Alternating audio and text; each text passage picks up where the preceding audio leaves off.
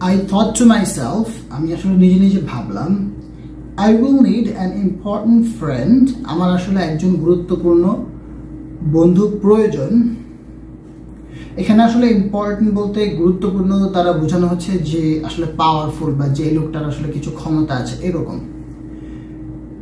So I will need an important friend when the story of the $1 million note and the bat comes out.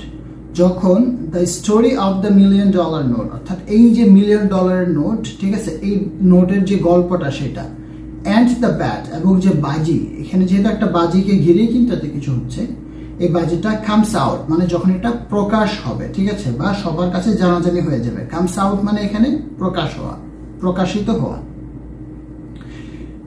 I want the reader to know that, আমি চাই যে এই গল্পের